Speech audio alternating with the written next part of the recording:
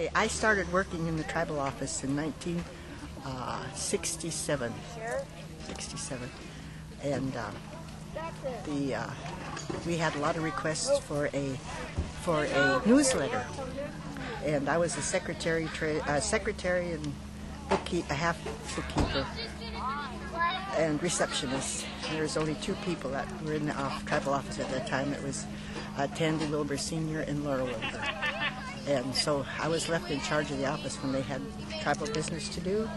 And the Senate, I used to take the minutes at the Senate meeting, and the Senate was requested by a tribal member to start a newsletter.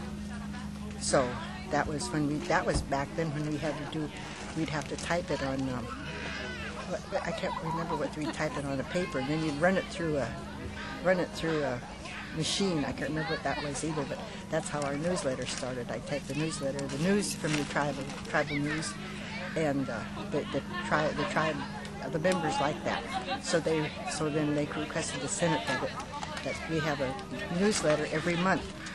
And I'm saying, oh brother, I'm going to have to type this thing on, I can't remember what kind of paper they called it.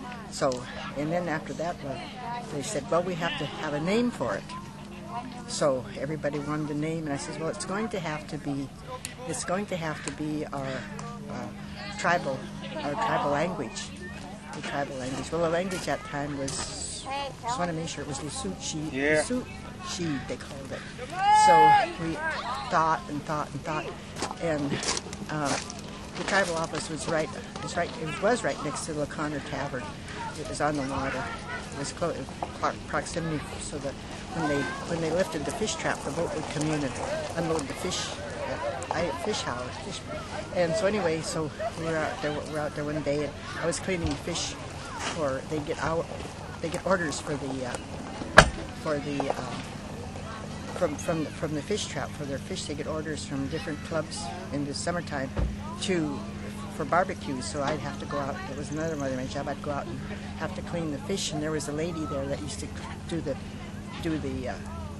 cleaning the fish too. Her name was Lizzie Sampson, and so we were out there cleaning fish, and I said, oh, Lizzie, I said, listen to those seagulls. I says, they talk to each other.